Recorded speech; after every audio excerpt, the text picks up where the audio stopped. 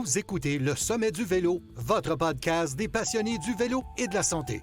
Voici votre animatrice, Marie-Lise Pelletier. Bonjour, chers auditeurs.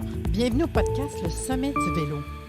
Aujourd'hui, je vais avoir le privilège de m'entretenir avec Bruno Lequen, bien connu sur Facebook, sur Bruno Vélo. Moi, je le suis, puis je suis tout le temps à Bruno Vélo, là. Puis, je dirais un petit bonjour, Bruno.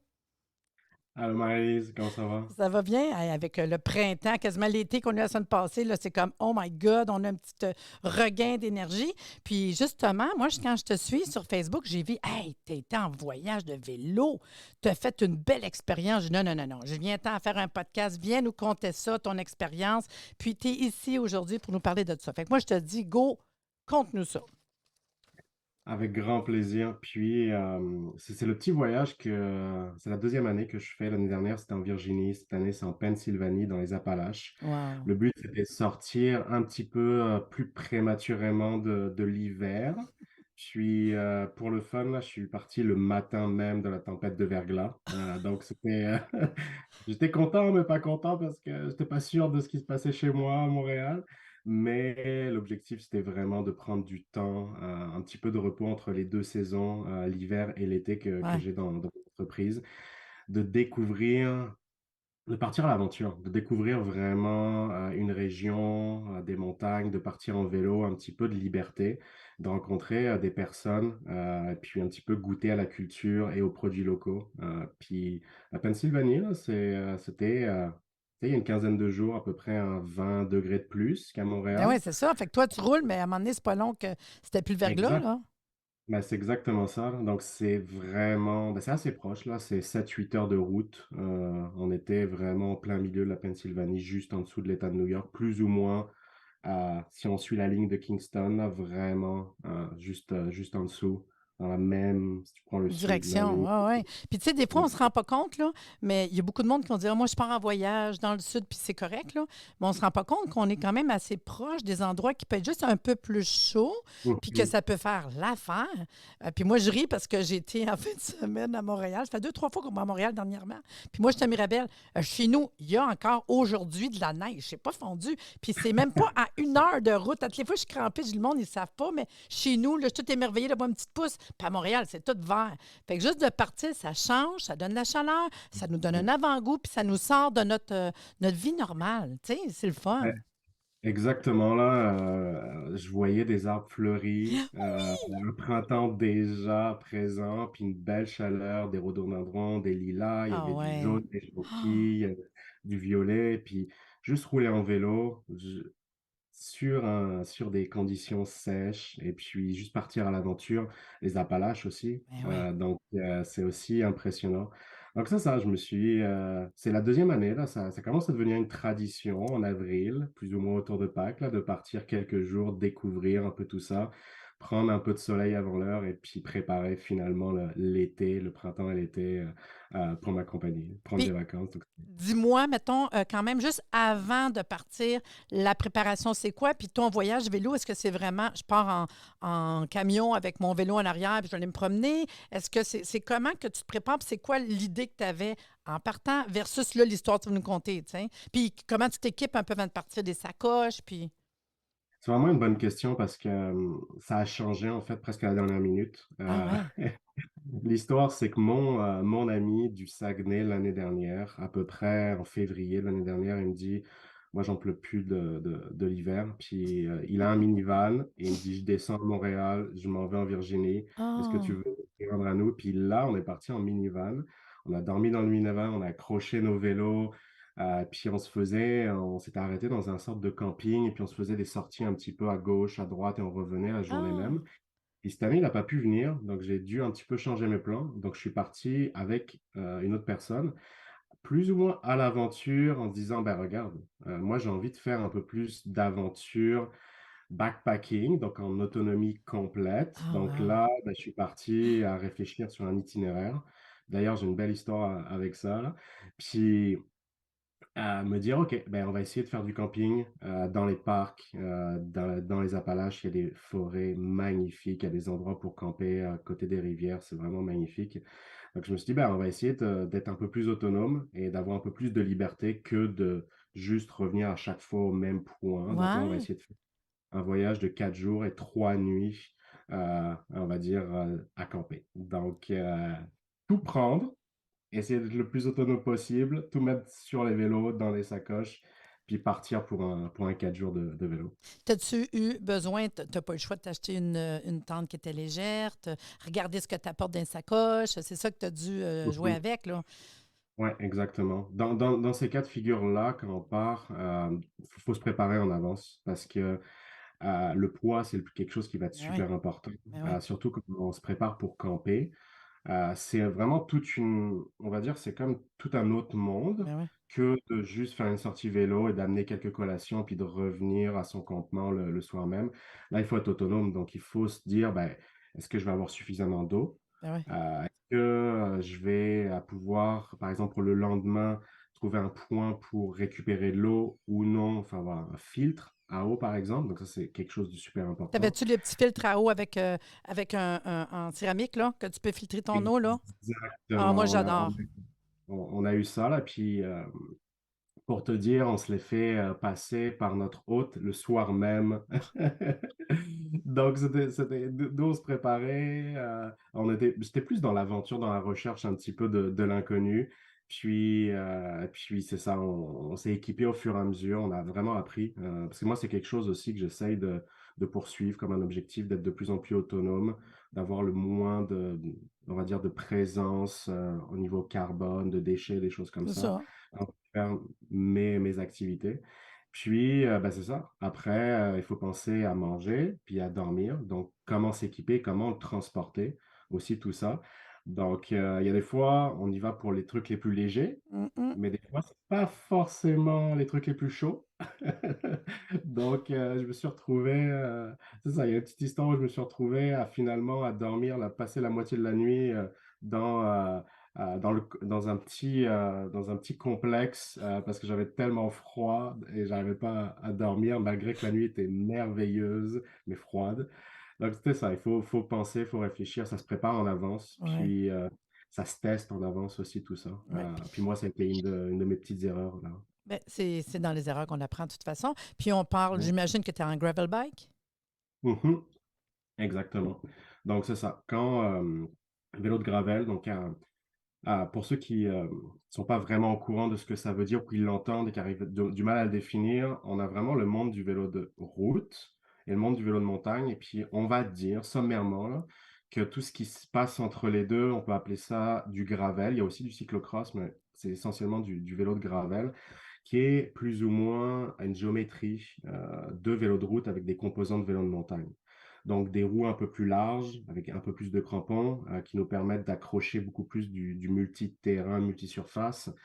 Euh, la capacité de pouvoir transporter aussi pas mal de matériel. Et puis aussi des composants comme des freins à disque hydrauliques qu'on retrouve généralement sur les vélos de montagne, de C'est plus en vrai, plus hein? maintenant sur les vélos de route, là, mais Mm. vraiment, pour moi, qui fait beaucoup de triathlon, beaucoup de vélo de route, c'est le meilleur des mondes. J'arrive à m'amuser, à avoir des bonnes sensations de vitesse, de contrôle, mais à vraiment avoir du confort sur du multiterrain, donc la poussière de roche, des petits graviers ou des plus gros graviers, des fois passer des, euh, des petites rivières, c'est vraiment le vélo pour ça, quoi. Mais dans le fond, c'est la liberté. Parce que je peux te dire, mettons exemple, moi, je suis à côté de la piste cyclable, le petit train du Nord, qui a un Ouais. petit bout, qu'on a des petits bouts en asphalte, mais quand tu es avec un vélo de route, c'est pas pire. Mais après ça, quand tu tombes le bout en gravel, après ça, fait que tu viens que tu le fais pas tout parce que tu n'es pas équipé pour. Fait que ça, c'est le C'est côté le exactement fun. ça. Ouais, puis par exemple, ben, si on prend l'exemple du petit train du Nord, c'est exactement ça. Ouais. Il y a vraiment des portions qui sont asphaltées, il y a des portions qui sont en poussière de roche quand même assez rapide. Donc on pourrait y aller avec un vélo qui est avec des roues un peu plus larges, un vélo de route un peu plus large. Mais le gravel, ça reste que si on veut aller dans un sentier où on voit que, par exemple, une petite rivière asséchée Ah ou des ouais. choses comme ça, on va pouvoir y aller, on voit de l'herbe, on va pouvoir y aller, on voit de la boue, on voit des feuilles qui semblent que ça va être glissant, ben, on va y aller parce qu'on a la capacité. Puis on garde la performance d'un vélo de route. Puis quand on retourne sur l'asphalte, bah, ça marche aussi. On n'est pas à essayer de pédaler, à rebondir, des choses comme ça. Donc, c'est vraiment le meilleur des mondes, là. C'est le vélo qui est fait pour le genre d'aventure qui est aussi fait solide. Donc on va pas forcément chercher, on va dire, des choses, les plus légères, mais des choses qui tiennent dans le temps. Mmh. Donc, des ouais, pour l'aventure, des choses comme ça. Puis dis-moi, là, si on part de ton voyage que tu as fait, de quel endroit tu es parti? Puis est-ce que j'imagine qu'il y avait quand même des pics pas pires, des bonnes montées, ou je pas l'impression de ça Ouais. vu qu'on parle des montagnes puis tout, là. Fait, explique-nous où tu es parti, où est-ce que tu as été, les difficultés que tu as rencontrées, comme tu dis, par rapport à la bouffe, le froid, ça doit, là. Exact.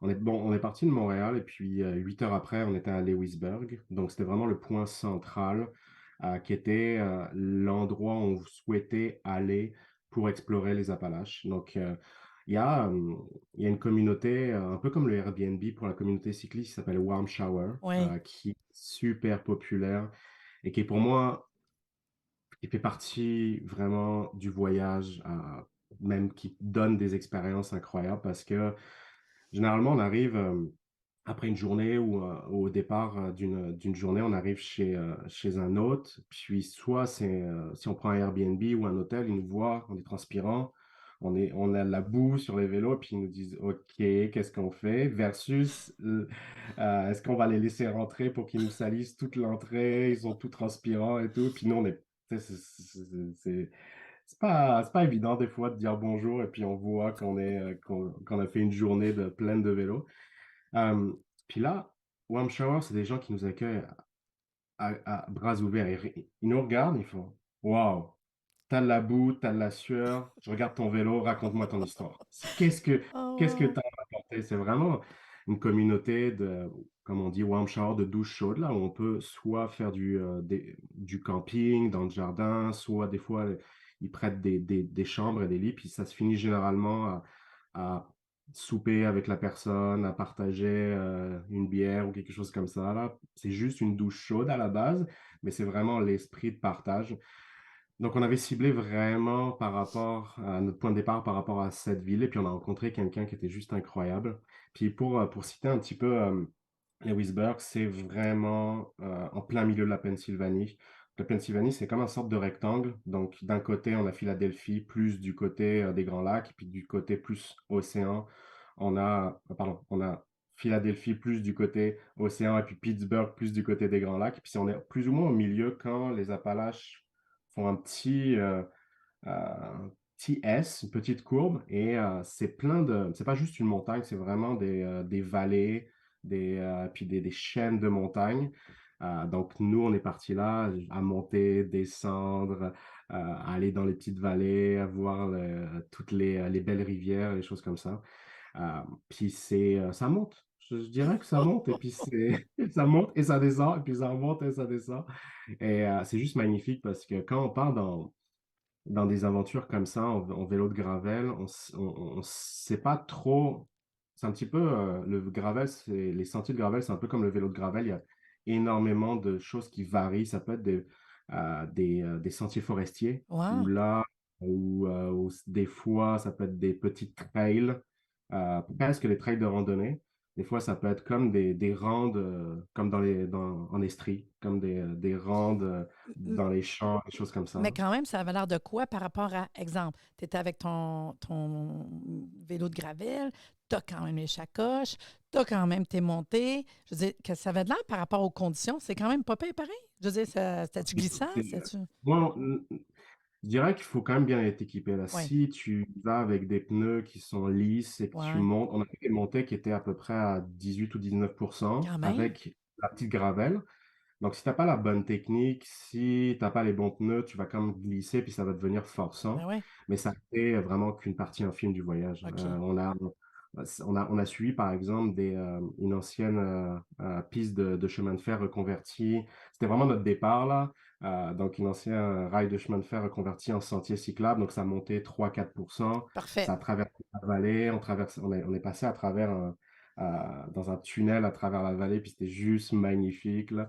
Puis c'est ça, il y a des fois, là, tu pars à l'aventure, tu te dis: «Hey, ça serait intéressant de partir par là», parce que c'est ça aussi, tu as un itinéraire, que tu t'essayes de suivre, mais des fois, bah, tu vois que ça fonctionne pas parce que c'est pas aussi bien cartographié. Oh, des fois, tu Non. dis: «Ah, c'est un terrain privé. Ah mince, OK, on va contourner, quoi». Puis, Donc c'est tu me fais penser, est-ce que tu avais une application? Tu prends une application pour suivre ton chemin ou c'est on s'en va là? Qu'est-ce qu'on faisait? oui, bah, j'avais un Garmin, un OK, GPS, que qu'on peut utiliser vraiment quand on fait du vélo et puis j'avais déjà préparé l'itinéraire. parfait. Ce qui était vraiment important, Oui, puis pour moi le plus important là, il y a toute la préparation des affaires, de quoi je vais manger, de se dire, OK, combien de calories va me falloir, pour tout mon voyage, comment je vais les diviser et ainsi de suite, mais il y a aussi la préparation du voyage.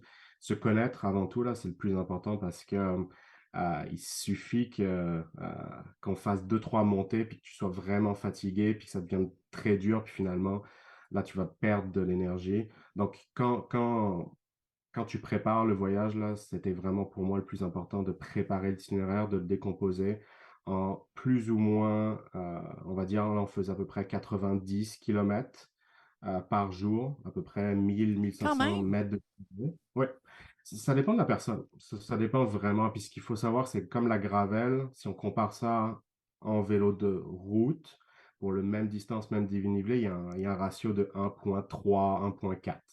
Donc, un 100 kilomètres, ça serait un 130, quelque chose comme ça, quoi. Bon, puis Donc, les la réalité aussi, là, t'as-tu soif à un moment donné? Il fallait que tu te files pour ton eau. T'as-tu ben, faim à un c'est moment ça. donné? Et puis c'est exactement ça. M moi, ça me permet, quand je fais mon itinéraire, d'aussi de me préparer puis de voyager déjà en avance, Ouais. de me dire: «OK, là, peut-être que ça va être quelque chose de trop dur, peut-être qu'on va devoir couper, mais si Mm. on coupe, où est-ce qu'on peut aller? Où est-ce qu'on peut dormir? Est-ce qu'il y a un endroit qui nous permet de dormir?»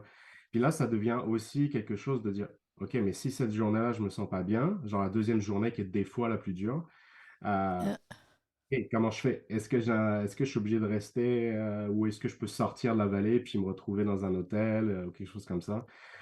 Donc moi, généralement, ce que je fais là, c'est que j'essaye de faire un sentier avec des boucles. Donc imaginons que, par Ah, exemple, c'était le 3e jour, je me suis dit: «Bon, le 3e jour, si ça marche pas», je m'étais fait une boucle de 80 kilomètres, eh beh, on la supprime. Si on rentre tranquillement. Comme ça, je m'étais réservé une sorte porte de de sortie. de petits plans de secours au cas où il y avait besoin, là. Puis finalement, on l'a fait, là, parce que tout s'est bien passé et ça a été pour moi la première journée le plus dur, ça a été quelque chose. Puis au niveau de l'itinéraire, nous, on était partis, c'est ça, moi j'ai travaillé, c'est moi qui ai fait l'itinéraire, j'ai regardé vraiment, des gens sur des applications comme Ride with GPS et des choses comme ça, sur Komoot. C'est des applications là, qui permettent de voir, plus ou moins, c'est un petit peu comme le Facebook là, des cyclistes, permettent de savoir, qui a fait quoi, c'était quoi ses impressions, des photos. C'est vraiment très, très important d'avoir des photos pour voir vraiment les vraies conditions, C'est ça. puis de voir ce que c'est là. Donc c'était ça, puis moi j'ai pris plus ou moins des briques, puis, la chose marrante, c'est qu'on a changé l'itinéraire la veille à 10 heures du départ, quoi. Qu'est-ce qui a fait que tu as changé d'itinéraire? C'était notre hôte, puis notre hôte de warm shower, puis ça a été pour le mieux. Ça a été vraiment pour le mieux parce que c'est beau là, de préparer un itinéraire, de voir des photos, puis se dire: «Ben, on va être capable de faire ça», mais sauf qu'on n'est jamais vraiment dans les conditions réelles tant qu'on Mm. n'y est pas. Puis on est arrivé, donc warm shower, il y avait 2 hôtes à Lewisburg. Donc j'ai envoyé mes 2 messages et puis finalement, il y en a un qui m'a répondu, puis ce monsieur, il nous a accueillis avec grand plaisir. C'est un ancien professeur de géographie qui, adore la région, qui a tracé des cartes de la région, qui a Wow. fait, du vélo de montagne et du vélo de gravel. Puis là, je lui ai montré mon itinéraire, genre 2 journées avant de partir, puis il m'a dit: «Mmh, OK, soit vous êtes très, très bon, soit ça va être très, très dur». Puis on était là, bah OK. Et puis, j'ai envoyé mon itinéraire et puis il m'a dit, OK, si tu passes par là, tu vas avoir une plus belle vue, ça va être un petit peu plus simple que de passer genre par ici et ainsi de suite. Donc, finalement, on s'est assis et puis elle nous a montré, puis il était tellement heureux, on a partagé quelque chose. Et puis nous, on était ouverts à ça, on voulait juste découvrir la région, quel que soit l'itinéraire. Puis on est tombé sur ce monsieur qui nous a dit la géographie, vous allez avoir, parce que je connais l'endroit, parce que je suis professeur plus ou moins de ça, je vais vous faire passer par les endroits, vous n'allez pas le regretter. Puis Hey, finalement, merci la c'est vie, ouais, hein? Merci la ben, c'est vie. ça. Après ça, tu C'est y écris puis tu exactement. dis, hey, vous savez pas qu'est-ce que ça a changé de ma vie, là. Je trouve ça le fun quand même, tu sais. Ben, il s'appelle Ben, et puis ça a été finalement Super Ben, on l'a surnommé. On rigolait parce que c'était avec mon ami qui venait Ah. avec moi en vélo, là. C'était comme, au final, là, c'était Ben, il avait raison, là. Ah! Et heureusement, là, parce que quand on y était, puis qu'on voyait les sentiers qu'on aurait dû faire nous, Ouais. ce que Ben nous proposait, là, c'était, ah, c'est bon. Puis dis-moi donc, en même temps, ça me fait réfléchir par rapport à être capable de recharger. Tu avais des backups pour être capable de charger?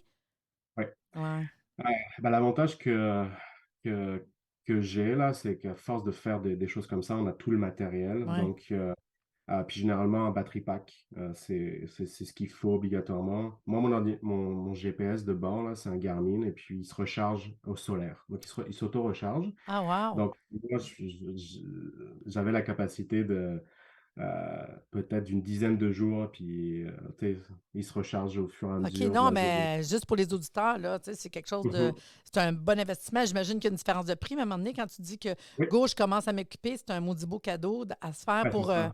Parce que c'est toujours, mettons, comme tu dis, tu sais, il arrive une bad luck, il arrive quelque chose, d'être capable de communiquer. Aujourd'hui, c'est facile, mais sauf que, si t'as plus de batterie, on a un problème, tu sais. Ouais, c'est exactement ça. Puis ce que moi, c'était vraiment le deuxième aspect que j'ai adoré, puis j'ai vraiment été conscient de ça, c'est que dans les Appalaches, là, il y a des fois, il n'y a pas de réseau. Mais non. Donc, tu te dis, ben, je vais utiliser mon téléphone, puis tu n'as pas de réseau, puis tu as Mm, zéro réseau. mm. Donc là, avec un GPS comme ça, tu es capable d'avoir aussi pas mal de données. Il est capable aussi de te rerouter vers des points d'intérêt aussi. Là. C'est quasiment vraiment Une un application GPS. cellulaire, ouais, ouais. Exactement. Là. Donc, puis il est capable de le faire hors ligne aussi parce qu'il a déjà accumulé, on va dire, toutes les données de la région. Donc, c'est juste impressionnant. Puis, ça permet de montrer beaucoup de choses que des fois les GPS ne le font pas, les GPS de téléphone. Là. Donc, le dénivelé, le nombre d'heures, on va dire, les plus ou moins les étapes pour y arriver, et ainsi de suite. Là. Et puis, donc, c'est quelque chose vraiment d'important. C'est quand on y va, là, on s'entend que on n'est pas très loin de la civilisation non plus, là. Ouais, non. Mais on était peut-être à 40 km des villes, plus ou moins à chaque fois. Là. Donc, mais sauf que des fois, 40 km, là, ça représente peut-être 4-5 heures pour y aller. Parce qu'il faut monter, il faut Ben oui, descendre. Là, c'est pas sa route droite, là. puis c'est ça, on est tombé sur des endroits magnifiques grâce à ça, grâce à ce bon vieux Ben. Là. Puis si je te dis, là, le plus dur, ça a été ta nuit que tu as eu frette? Ah oui, le plus dur, c'était la première journée. Parce que on part, il y a l'adrénaline, l'excitation, puis on oublie de boire, on oublie de manger, puis 2 heures après, tu sais, moi je sors de l'hiver, là, donc je suis habitué à du -10, -15, et puis là c'est 15-20 degrés, donc c'est quand même une grosse différence de température. Puis on s'oublie un peu là, puis là je commence, il y a un moment où je pose mon vélo, puis je commence un petit peu à me dire, oh, ok, oh, je commence à perdre de l'énergie. Et puis là, on avait à peine fait 40 kilomètres. Mais Donc c'était comme la chaleur. exactement ça. Puis là, je me suis dit, bon, pas falloir que j'oublie de boire régulièrement, de manger. Puis ça m'a tapé fort la première journée. Puis ça, sur le moral, quand tu te dis, c'est juste la première journée, puis tu sais pas trop ce qui va se passer après, là, tu te dis, qu'est-ce qui se passe? Bon, puis finalement, là, ça s'est bien passé. J'ai remangé tranquillement, je me suis forcé à manger, puis ça s'est... Mais heureusement qu'on avait prévu ça, heureusement que j'avais prévu des collations, heureusement que je me connaissais un petit peu, là. Mais parce que sinon, je pouvais aller tout droit dans le mur, là, et puis Ah ouais, c'est pas long, hein? À un moment donné, Non. le cerveau, OK, t'es sur l'adrénaline, fait que tu y vas, mais tu réalises pas que l'énergie, le gaz n'est plus là, là. Puis à un moment donné, Ouais, on peut justement perdre un peu la carte. On a ça dans ceux qui font des compétitions. Tu sais, des fois, pas préparé ou par l'énervement, on ne boit pas, on ne mange pas. Tu peux, à un moment donné, tu sais, voir noir un petit peu, puis être là. Mais après ça, se remonter, c'est dur. Il faut se réhydrater. Faut... Fait qu'une chance, a quand même eu, mais je comprends sur le coup, tu sais, yeah! ouais. Tu sais, on part. C'est hier, on est parti, et puis tu sais, tout était différent, hein. Puis ça allait bien parce qu'on était sur la sorte de piste cyclable, l'ancien chemin de fer, donc ça allait vite, on avait des bonnes moyennes, on voyait, il y a beaucoup de communautés Amish, Oui, je donc on sais. avait beaucoup de Les calèches, calèches, tout. C'est impressionnant de les voir. On dirait que tu as de l'air ailleurs d'un ancien temps, tu ouais, sais. mais c'est exactement ça, c'est juste impressionnant de les rencontrer, des gros sourires, puis ils circulent pas mal en vélo Ben aussi, oui. donc on regarde un petit peu là, donc c'était impressionnant. Puis c'est ça, la deuxième petite péripétie, c'est dans les state forests, dans les forêts d'État, là, tu peux dormir, ils appellent ça du primitive camping, donc tu peux vraiment dormir une nuit n'importe où si tu fais pas de feu, en Respectueux gros. aussi de l'environnement. Puis... Exactement. Donc, il y a vraiment plein de sites, et puis c'est ça qui est juste impressionnant, c'est que ils disent d'être à peu près à une certaine distance d'un ruisseau, une certaine distance de la route, d'un petit peu éloigné. Puis tant que tu fais pas de feu, tu peux dormir une nuit sans problème n'importe où. Puis ça, c'est vraiment impressionnant. Donc, ben, nous, on a dormi cette nuit-là, c'était dans un camping, ça s'appelle le RB Winter camping. C'est un des plus, apparemment, un des campings les plus sympas à visiter en Pennsylvanie. Donc, quand il y a une expédition vélo, là, moi, je retournerais, c'est tellement cool. Ouais. Sauf que cette nuit, on a eu vraiment froid. Il faisait moins 3 -4 degrés. Puis, on avait notre petit sac de couchage. Puis, on avait une sorte de tente, mais c'est vraiment juste un sorte d'autre sac de couchage qui recouvre notre sac de couchage. Et puis c'était juste ça, avec une petite ouverture. C'était vraiment ça. Donc c'était pas genre une tente, parce que c'est un peu trop gros. Ça s'appelle un bivy, Ouais. comme un bivouac là. Et sauf que Moi, je à ris parce moi, que, tu sais, dans le fond, on réalise pas, mais encore là, en vélo. Tu sais, moi, je sais parce que j'ai fait, maintenant du canot camping, on était dans des situations comme ça, mais on avait quand même un peu plus de place dans nos bacs, puis on avait un tout petit réchaud, tu sais, juste des petites bonbonnes de même, là. Mais toi, tu peux pas traîner tout ce que tu veux, c'est ça, la réalité en vélo, hein? Fait que toi, là, ouais, puis se coller comme ça, comme dans les films. Ah, Seigneur, je t'imagine qui fait fret. Hey, non, mais Bruno, là, c'est vraiment une belle expérience. Ça fait quand même presque une demi-heure qu'on est ensemble. La vie est belle. J'aime ça t'écouter. On n'a pas fini. Toutes les fois que tu vas faire des sorties, on va s'en faire un petit podcast. Que de plaisir de t'écouter. Puis j'aime vraiment ça. Je pense que les auditeurs aiment ça. Puis j'espère qu'ils vont aller voir ta page parce que j'ai vu les photos. S'ils veulent voir les photos, on va aller sur la page Bruno Vélo, autant sur Instagram que Facebook. Tu es sur les deux. Puis ben sinon, on le sait que tu as quand même un petit 2 minutes. Là. Ceux qui veulent aller voir, toi, tu es situé à Montréal. Bruno Vélo, ta Exactement, compagnie. ouais, exactement.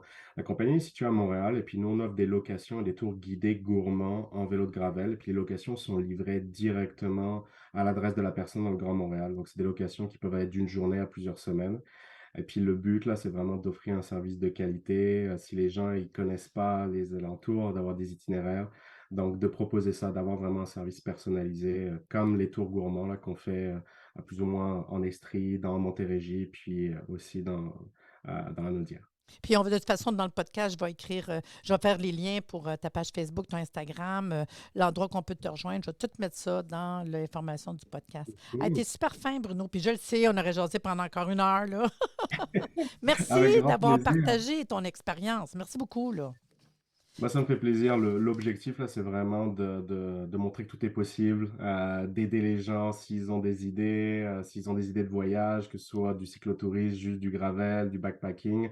Donc, n'hésitez pas à me contacter, là, si vous avez juste une question, juste des petites choses que vous voulez voir, vous avez des questions, ben, ça va me faire plaisir de pouvoir vous Merci. aider. Tu es super généreux.